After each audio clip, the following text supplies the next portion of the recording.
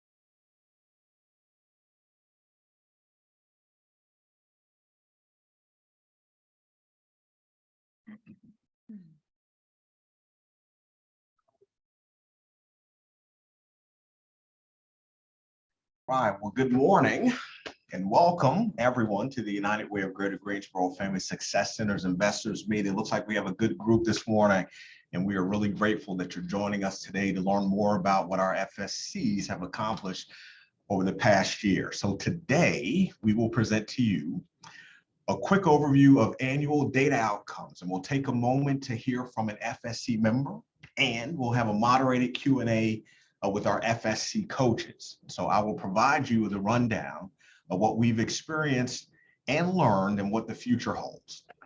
And last but not least, we will open the meeting up for your questions. So if at any time during our meeting you have a question, please type it in the chat box and we'll do our very best to answer that question at the end of today's meeting. But before we get started formally, I do want to express our sincere thanks to you for your ongoing support of our family success centers.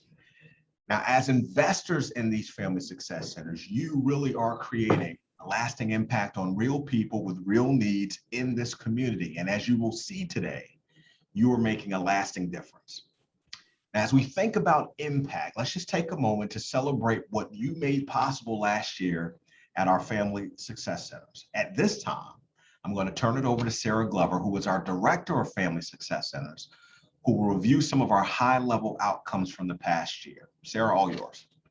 Thank you, Corey. In case there's anyone here not already familiar with our FSC model, I just wanted to describe it in a nutshell.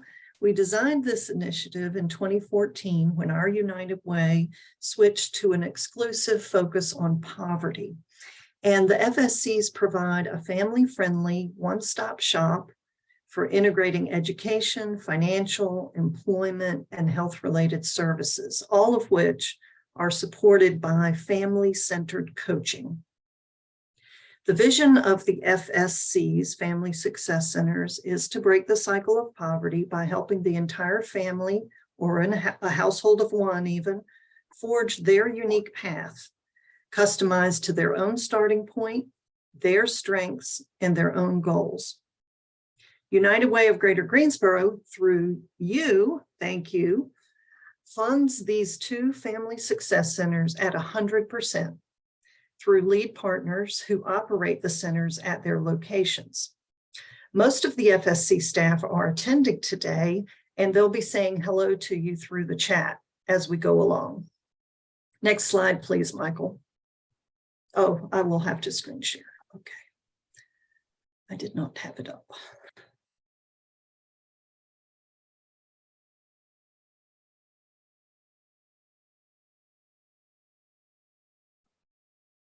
I'm sorry, I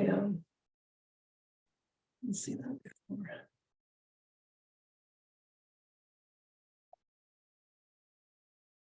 Okay.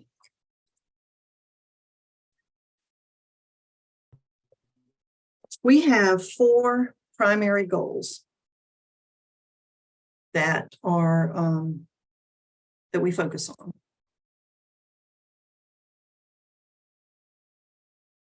And these are them. They're not in order of priority, but rather in a logic chronologically. So we start with education, and then we have a goal of jobs that lead to family sustaining income, not just a job, but family sustaining income. Then we also are interested in generating and sustaining adequate household income to meet basic needs and building strong financial capability. These outcomes have been achieved by many of our Family Success Center members through the help of the FSC staff and partnering organizations. 2022 was a year full of accomplishments, including, not least, getting our FSC families and staff back together in person. The high-level results we're going to share with you today are things we're quite proud of.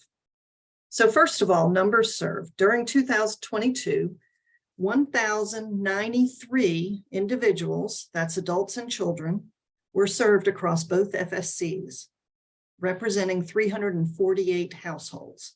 Some of them were families who carried over from previous years, and some were new families who joined this past year. Since 2021, we have been using a best practice self-sufficiency assessment to measure our outcomes, along with selected outputs or counts of activities that we've been measuring all along. At intake, when a member joins the FSC, they do an intake assessment and then are assessed again at intervals from 3 to 6 months as they go along. The percentages that you'll be seeing on the next slides are of households who completed at least 2 assessments during the calendar year 2022. Each assessment, conducted by a coach with a member, takes at least an hour. It's very comprehensive and very conversational, but it has 24 items that are very precisely defined that the coaches score on a range from 1 to 5, representing a level of crisis to thriving.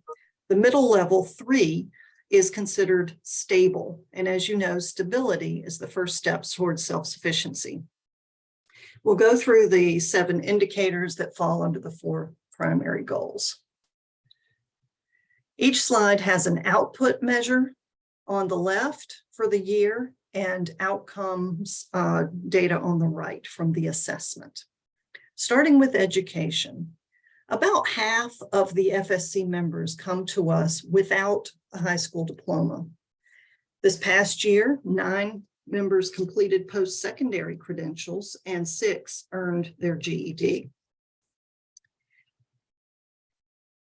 Of course, that's the starting point for gaining the kind of employment that you need to get out of poverty. And high school or GED is also what we consider a minimum strength on the education outcome, because some great jobs are available without post-secondary education. So you see here, 63% of our members who had 2 assessments during 2022 made improvements or maintained a strength in their education level, up from 53% in 2021. And the second indicator is because our model is 2-generational. So we also work with members to ensure that their children attend school regularly and are getting the stability that they need to succeed. Next, we'll look at employment. 105 new or better jobs were obtained in 2022. This is up from 67 in 2021. Now, this number does not speak to the quality of the job, by which we mean, is it part-time, full-time, does it have benefits or not? But the assessment scores do. Having a good job, a good quality job, matters more to breaking the cycle of poverty than just having any job. And many, if not most, of our FSC members have had jobs or have a job when they come to us, but most of them tend to be part-time for various logistical or financial reasons, such as being a single parent who can't afford childcare. And the second indicator is because we're not about quick fixes only. We want our members to have positive work history before they leave our care so that they could get another job. You may notice that both these numbers are down a little bit from the prior year, and there could be several reasons, including the lingering effect of the pandemic on the lower end of the economy or inflation. But the first thing to understand is about how we measure. See, membership is rolling. People join, leave, take breaks, fall out of contact for a while, come back. And so it's not all the same people measured every year. The ones who have assessments are the ones who are actively engaged at the time. And this dynamic is the same for all of the outcome measures. Next, we look at income. And on the assessment, we measure the adequacy of income rather than the actual amount. In the past, we're now measuring the amount. But that's because the adequacy varies by family size and circumstances. We're continuing to gather and analyze data so that we will have some detailed actual household income statistics later this year, including a bold goal metric that for our contribution to the bold goal, the number of families who cross from below the poverty line to above it. Do know that the FSCs keep working with people until they are beyond the poverty line at a level that is enough to support their family and maintain stability, which is often above the federal poverty line. Last goal is financial capability. Financial capability is more than financial literacy because it includes actual behaviors, not just knowledge. So 27 adults completed money management classes during 2022. And one of the ways we adapted during the pandemic, which was about 2 years for us, one of our money management classes just became an ongoing class without defined completion points. But that regular curriculum has been reinstated now, and we will be counting completions again at both centers this year. Credit is on here because it's a huge barrier to success if it's damaged, not only for financial services, but also housing and even employment. But we're happy to see that more members are successfully building their credit and their budget and savings habits. The next slide is the summary slide. And this is just all the numbers that I've just shared with you. These are, in addition, these build on the ongoing legacy of success that you have helped us reach. And we can't express our gratitude. We know that people are always interested in the total number served. So I've got these here in my hand. Over the last 7 years since inception in April 2015, there have been 636 households served across both centers, representing 2,006 adults and children. And I know you love the numbers, but we got something else for you here. Joining us today is one of our FSC success coaches, Ambria Webster, who is going to give a brief introduction to Mrs. Macon, our FSC member, who wants to tell you about her experience joining the supportive community of the FSC. So over to you, Ambria. Thank you. Good morning, everyone. Again, my name is Ambria Webster. I'm a success coach with FSC2, and I have the pleasure of introducing my lovely member, Ms. Sharon Macon, who is actually a recent graduate from North Carolina A&T, and she has her bachelor's in liberal studies with a concentration in cultural applied thought. So again, introducing you to Ms. Macon. Thank you, Ambria, and good morning, everyone. It's my pleasure to be here. I relocated to Greensboro from Edgecombe County because I love Greensboro and I was looking for a good job opportunity. And the first thing that I did when I came to Greensboro was to go to the Women's Resource Center and apply for a volunteer position because I know the importance of networking within the community when looking for employment. I found a good job working from home, and during the summer, my granddaughter came to visit for 2 weeks and she decided she wanted to stay. So she's now living with me here in Greensboro, and she's enrolled at Dudley High School. Things were going along lovely. I was working, and then I was laid off. And I was still a volunteer at the Women's Resource Center, and they asked me if I wanted to be a community counselor, and I accepted. And I was going through the training And one day, the Family Success Center 2 was doing a presentation about the program and all the different resources. And I was sitting there in awe because I was unemployed and everything they said I needed to take advantage of. And so it really blessed me to know that there was a program out there and an organization out there really geared towards supporting people in their different life transitions. And it just really blessed me. So after the class, I called the number for myself. And of course, I was going to share it with any woman that came in the resource center. But I called the number for myself and I got connected with Ambria. And we had our first sit down meeting. And it was like Ms. Glover said, it was very comprehensive. We went through everything that was going on with me. We set goals. We came up with a detailed plan, and it was very comforting to know that someone now was invested in my success. And so from there, Ambria, she assisted me with getting Medicaid and mental health services for my granddaughter. She's just been really awesome. The first thing I did was complete the job readiness training. It had been a while since I interviewed.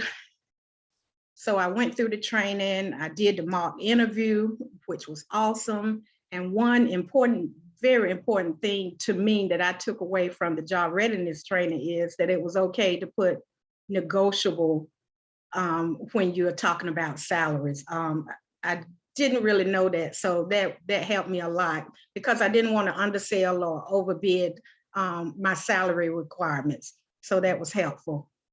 And so now I've graduated from A&T. My immediate goal is to find employment. I'd like to work in the community and connect people with resources, just as the Family Success Center 2 does. That's just one of my passions.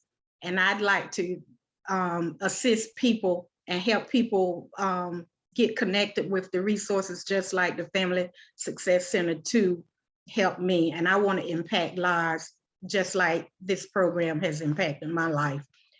And then the other 2 goals I have is to become, to decrease my debt and to buy a home. So those are my 3 goals that I'll be working with going forward with Ambria as I continue to look for employment. And I just cannot say thank you enough. And everything that you all are doing, it was dead on. When I was laid off, well, while I'm laid off, there's been so many moving pieces to try and navigate through, and having a success coach to help me navigate all those moving pieces has really just been a blessing, and I appreciate it. And the program, it works, and thank you. Thanks to everybody. Thank you. Mrs. Macon, thank you for being so candid and sharing that testimony with us. And we're rooted for you, right? So I want you to know that. But it sounds like you're well on your way. And I just want to ask everyone, please, to give Mrs. Macon a virtual round of applause to show our appreciation to you and to her for that inspirational journey and sharing that with us. All right, and I think we can all see. I hope that all of you who are online can see just how your support really is changing people's lives. We have many Mrs. Macon stories out there, but Mrs. Macon, thank you so much for being so candid and open-hearted with us this morning. Ms. Macon is actually one of hundreds of local individuals that you are actually helping. So I want to say thank you again for being a champion of this great work, all of you who have been supporting us for so many years. And I do want to just take a few moments to touch on actually how we got to this place and really where we're headed, okay? So first of all, our family success centers are designed based on what is known as the integrated services delivery model. And they were created with community input from people receiving services, from people offering services, from community partners and investors. And this is really an important thing for us to convey, right? Our Family Success Center model really and truly is research-based, is grounded on research. So thanks to the collaboration of all of those individuals, stakeholders, consumers of services, providers, so on and so forth. And of course, thanks to the investor support, we launched the first Family Success Center back in 2015, followed by the second Family Success Center in 2018. And our FSCs really have been recognized by many as being innovative. That includes a recognition by United Way Worldwide. That's kind of our parent organization. But then the growing success of our centers caught the attention even of Pikes Peak United Way, who actually opened their own version of an FSC in Colorado Springs last year. And so if it's not evident, I hope that you really see that our foundation really is strong. And for that reason, because of our strong foundation, because of the legacy of the work, even throughout the impacts of COVID, our FSCs have remained in operation, serving members and families when they really needed it the most.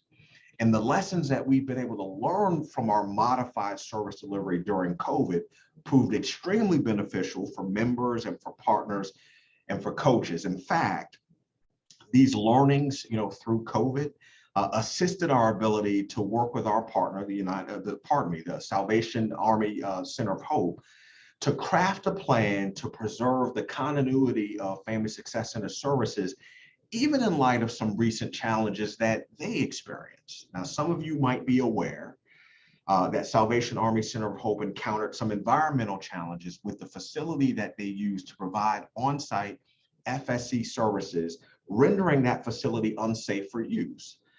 And then that forced a transition in FSC operations for them.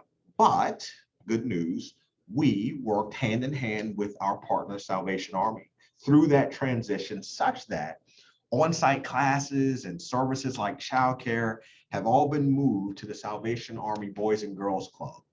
And even some support services transitioned to a remote virtual format where appropriate. I would just say that we have emerged triumphantly, I believe, through that transition. We are always dedicated to learning and improvement. And these experiences have given us at United Way an opportunity to understand the full potential of Family Success Centers in changing times and shifting climates, and how to continue to move that work forward. And so in regarding our Family Success Center work overall, we actually doubled down on the promise and potential of our Family Success Centers by leveraging $500,000 of the $10 million gift we received from philanthropist Mackenzie Scott back in 2020. And we leveraged those funds to expand the Family Success Center capacity so that the centers could hire additional coaches at each location. Now, this expansion has allowed each center to serve additional members, keeping each coach's caseload small so that they can better serve members' needs. And that really is an important thing. It's not just about having the coaches who we adore and we really need them, but it's also about making sure that those caseloads remain small enough so that they can be attentive to the needs of FSC members. So thanks to our continued nimbleness, thanks to the dedication from our members and partners and coaches, the future of FSCs is bright. So we're reaching new funders even through our work, like, for example, the Frank Family Foundation, who is excited to make new investments in this work. And we're creating new partnerships like the one we are currently building with Cone Health to create a pipeline to career pathways for members seeking Certified Medical Assistant or CMA certification. And with your ongoing continued support and investments, we will open at least one more FSC by the year 2025. That's part of our 3-year strategic plan. We are going to do this because we see FSCs as a critical part of our strategy to support our efforts to accomplish our bold goal of helping 3,000 households in Greater Greensboro leave poverty by the year 2030. And as part of reaching this goal, we are actually on track for helping 1,000 of those 3,000 to leave poverty by the end of 2025. So it really is essential that we continue to invest in proven strategies to help us get to this point. And we also need a sustained funding commitment to support our long-term ambitions to end poverty. which is why I will not mince words with you. I will tell you directly that we need your continued support and investments in this work. Ending poverty is not a light switch proposition. I wish it were, but it's not, and it really does take time. But I hope that you see that the evidence and the fruit of the labor and the fruit of your investment from what we're presenting today. I know that we cannot keep going back to the same well forever.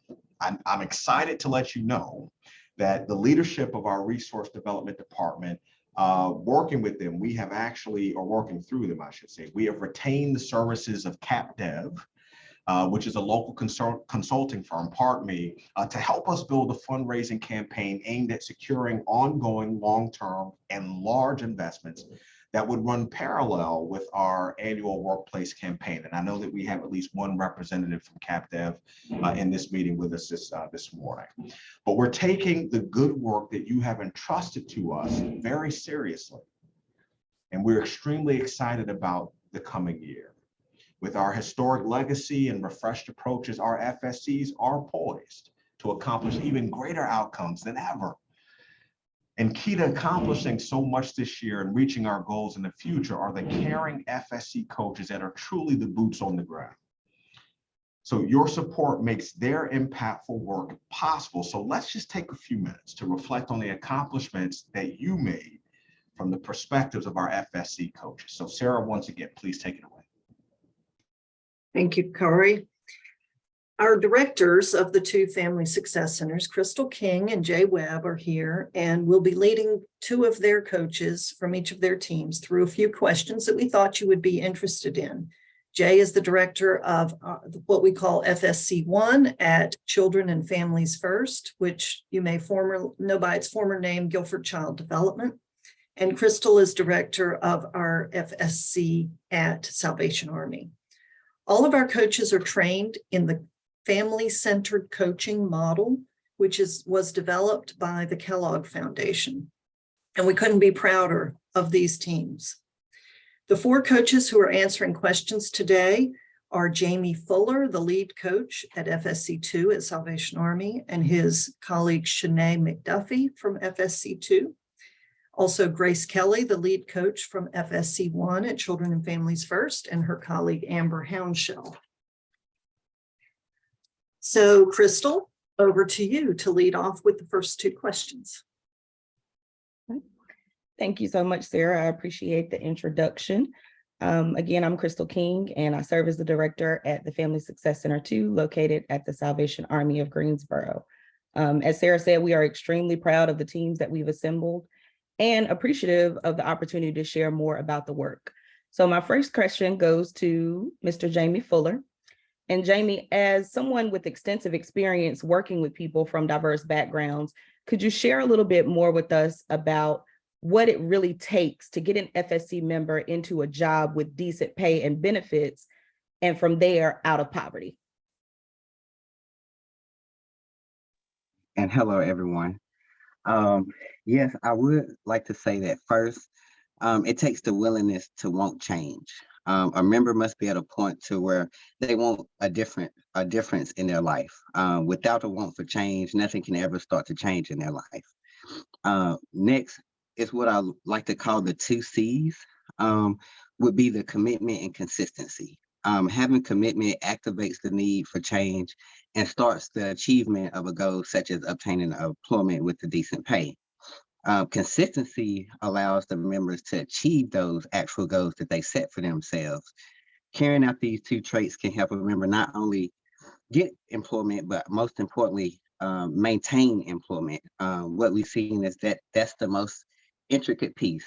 We can all go out and get a job. It's the important piece is keeping the actual job. And at the FSC, we feel that everyone has these 2 traits of commitment and consistency, no matter where a member is at that point in their life, they have been committed and consistent in something, but it just may need to be refocused. And that's where the coaches come in. We feel that you have to have a coach. The coach helps the members to refocus their energy on what they want for themselves. A coach encourages them to stay committed and consistent by building rapport, not only with the member, but with the whole household.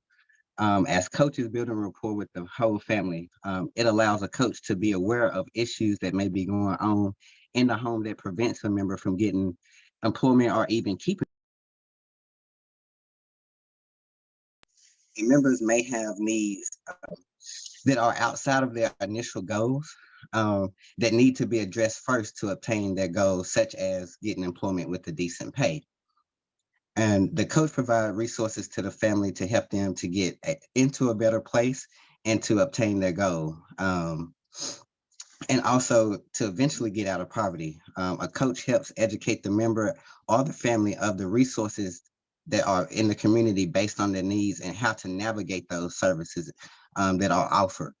The coach gives a member the tools that they need so that way they can access these resources on their own when they have a crisis or in need of assistance, so they can be able to maintain their stability. And I would say the last thing, just in general, what is needed is patience. I have not heard of too many people who have came out of poverty overnight, or those who got employment with a decent pay and immediately, just a snap of a finger, got out of poverty. We know that poverty, it takes time and it takes many resources to overcome it.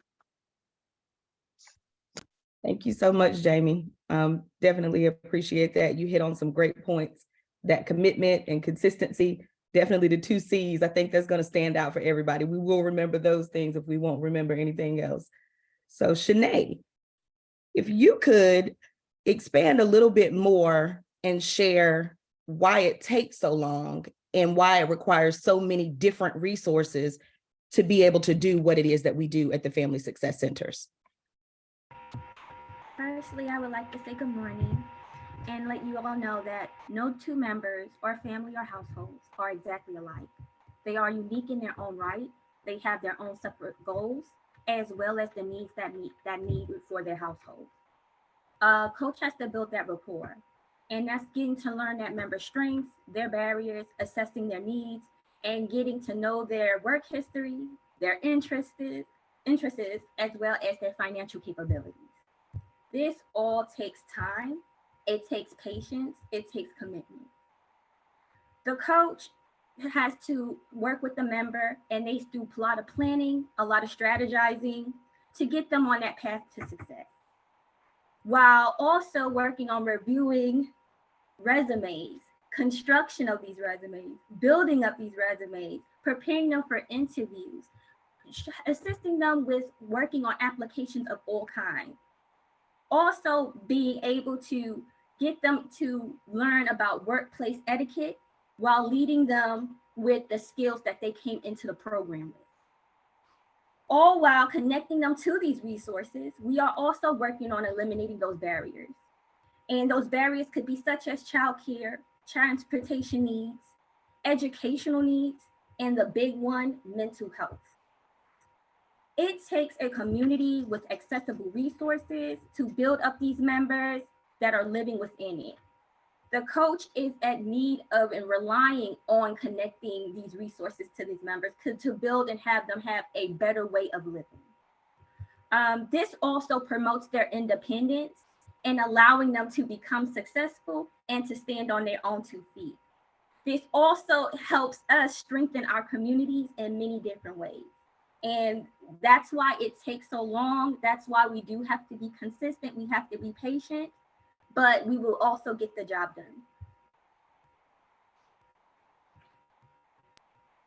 Thank you so much, Shanae. We definitely appreciate that. I know that we've all heard some variation of the quote that life is a marathon and not a sprint. And so I think that you all have provided information to definitely show that to be true. So Jay, we are going to turn it over to you and your team. Thanks again. Thank you, Crystal, Janae, and Jamie. Wow. You know, it's such a pleasure to be in the company of what I call a dream team, because this was a dream, but now it's reality. And to hear you guys respond, it just gives me a feeling of we have overcome and we still have a lot to do. But I want to take this time to let you know, I'm Jay Webb. I am the director for the Family Success Center here at Children's and Families First, here at the old Cure for Child Development. But we're excited about what we do, and we put together a staff that we feel very comfortable with and has brought about some different changes in skills. So I want to take this time to go to Grace Kelly, who's our lead coach, with a question. Grace, what is an example that sticks out for you of a member overcoming barriers to employment and getting that job that ultimately makes a difference? Good morning. Thank you, Mr. J. To answer the question, I have several examples I could probably use, but one sticks out to me, probably the biggest. A member I've been working with since I started the program had never had a job, had never saw the need for a job. She did not have her GED. She was making it through with the support of her family. After the pandemic, this member had really reflected and wanted to change some things for herself. Being that we do employ the FCC, Family Centered Coaching Model, her decision was her own to focus on her GED initially. But when she came to me and said that she was ready to make that change, we did that. Given that she didn't have that history of employment or workforce development skills, we were able to craft her resume based on her personal skills, what we could highlight and show on herself.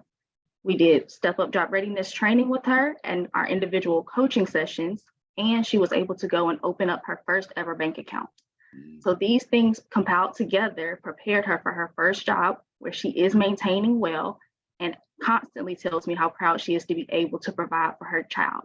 So as a single mother, she now has her first job, her first bank account, and is well on her way to securing transportation by earning her license. So that is one of the biggest examples I would have to say of including a bunch of barriers. Thank you. Grace, this brings me goosebumps because I know exactly what you're talking about and who you're talking about. And I know the time and effort that it went into that. Outstanding job and a great example of how this thing works and the difference that you can make when you believe and that person believes that you are genuinely concerned about their outcomes. Thank you so much, Grace. I appreciate that. Now to you, Amber. What are some examples of how you've helped two or more generations of an FSC family move toward economic stability?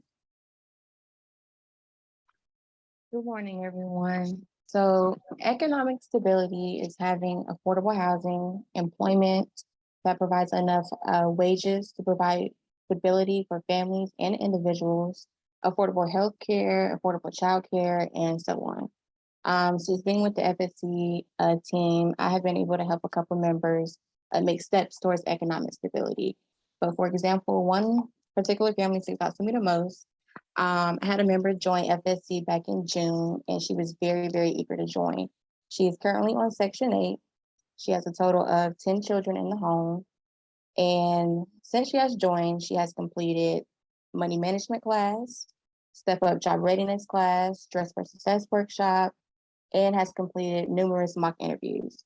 She's also participated in other FSC events. However, all of the classes that she has taken has prepared her for the workplace. I recently was able to refer her to become an FSC childcare teacher. So that means she's able to come in to work.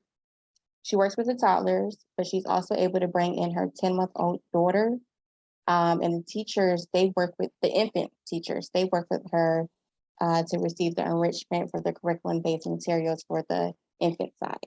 So. Amber, I've watched you do this, and I want to take my hat off to you. That what you just produced was the opportunity to see generations have an impact for change. And that's the whole model to this. The generations, we have to break that cycle. And what you're doing is definitely pivotal for those families that we serve. And I want to say congratulations to you on a job well done. Again, I'd like to thank FSC 1, FSC 2, who's our neighbor, and the work that they do along with the coaches, and also Grace and Amber. Thank you guys for your participation in this and sharing your thoughts and stuff. Sarah?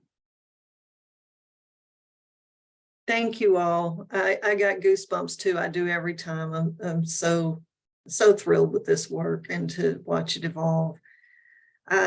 We had have other ideas of things we could tell you, but I think we're going to pause here and save anything else for the open Q&A and hand it back to Kari at this time. And let's give some applause to our FSC teams. Thank you all so much. Sarah, thank you. And thanks to our FSC teams for presenting in the way you did and for sharing your thoughtful feedback. I think you've heard enough from us now, everyone. We're going to open the floor up and give an opportunity for your comments and questions as we wind down our time together this morning. And we will do our very best to address those questions. So let's do this the virtual way. If you'd like to pose a question or just feedback or comment, please post something in the chat box.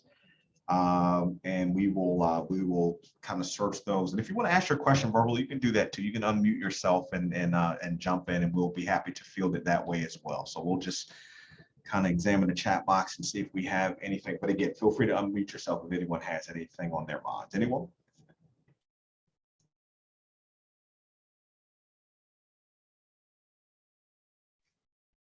Well, I know we're not all this shy, right? Okay, Mr. Ed Kitchen has his hand up. I think I see virtually. So feel free to unmute yourself if you can, and we'll be happy.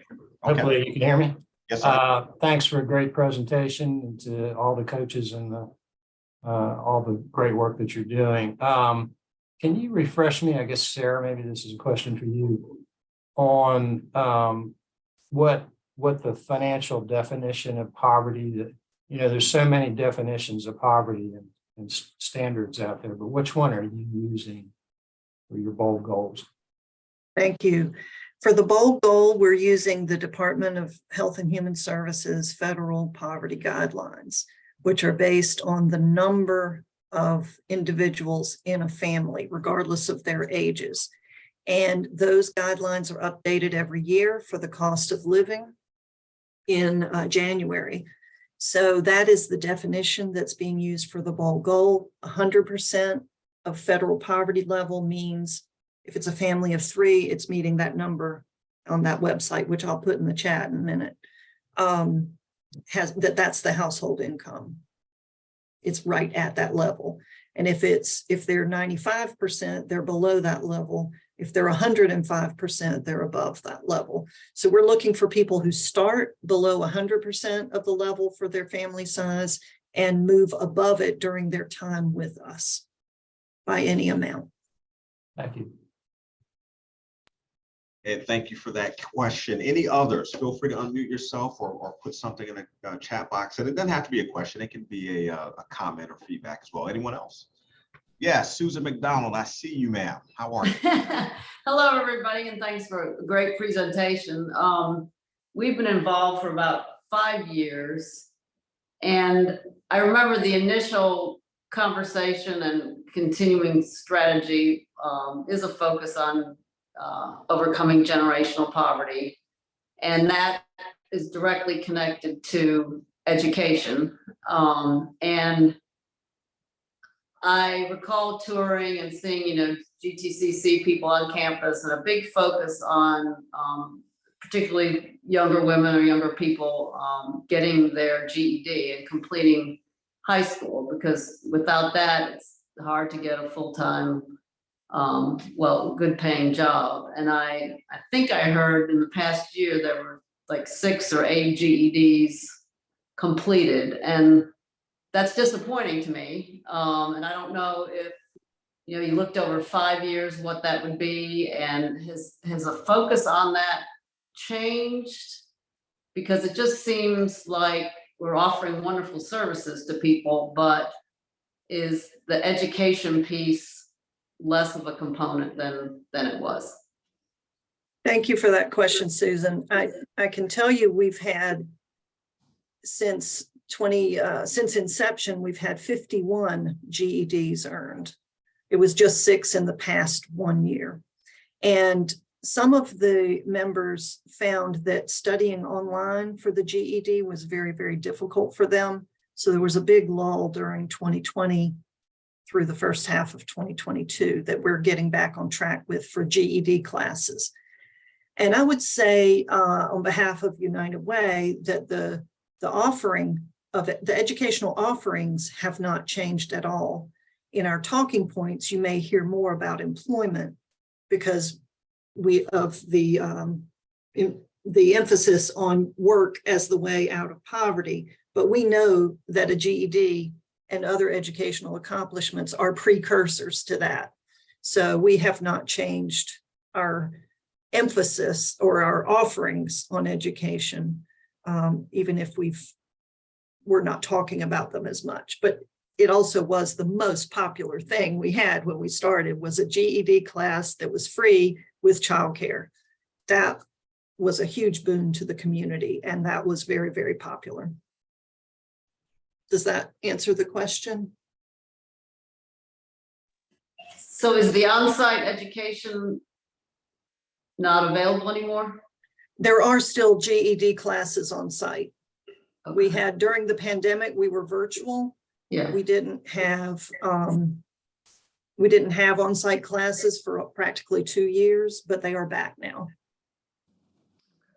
And sir, if I could interject here, because Yes. Donald, I'm right there along with you in regards to the educational aspect of what we do, because it's critical, because that turns an individual from $7 or $8 an hour to 12 and on up.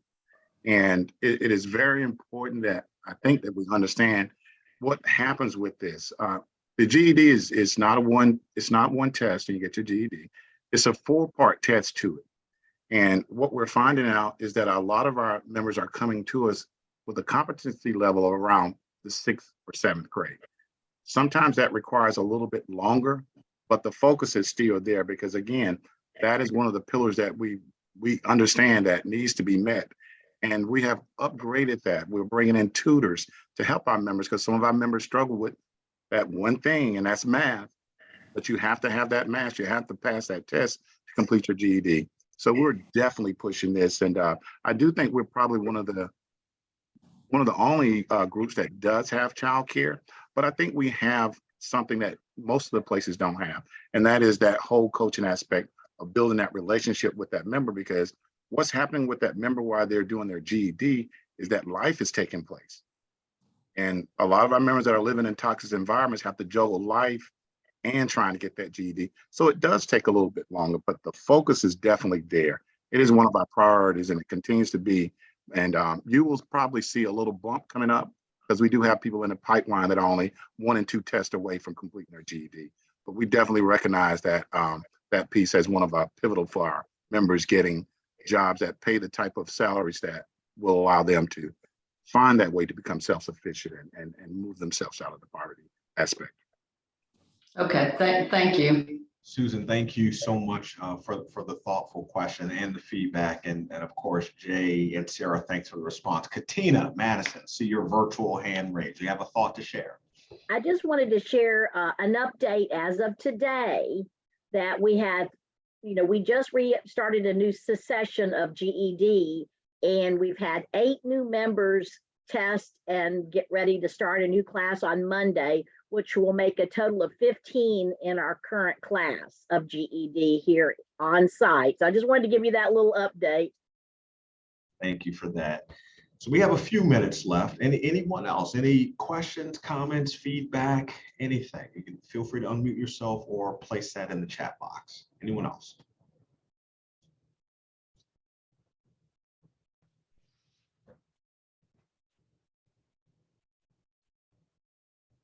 Right, no one is stirring, so perhaps we've got it all taken care of. But again, we do want to just thank you and all of you for assembling today, and also for sharing what was on your minds and hearts. Before we formally close out, Sarah, I want to come back to you. I know you put something in the chat box. I think it was an update about that new Family Success Center that our counterparts in Colorado opened. You want to just speak to that quickly before we close out? Sure. They came to visit us in April, as many of you may know, but they spent 2 or 3 days with us and had a tour of the city. We had great participation from local agencies, local government. They went back with City of Greensboro mugs and business card holders and other swag that they are proud to have. And they told us that they learned so much from us, not only the inspiration for the idea in the first place that they heard at a conference in 2019, but for the time that our community showed them to help them learn what we've learned, share what we've learned, and help them be successful. So the update in the chat is something I got from my counterpart over there just earlier this week. That and I know that in September they had started some services. So you see here that they were going to open in the spring, but they actually started some services in the fall. So I guess they mean a full opening, but we're very excited to go see it someday.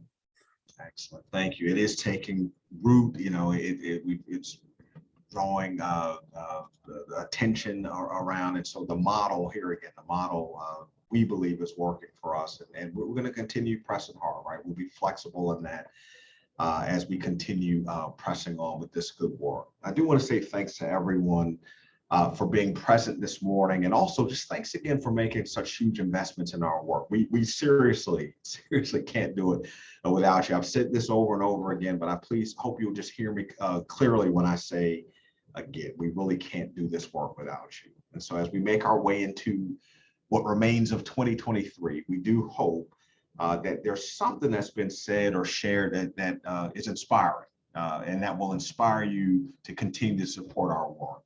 If there's anything that you ever need or anything, anytime you ever want to ask anything of us, or please just reach out.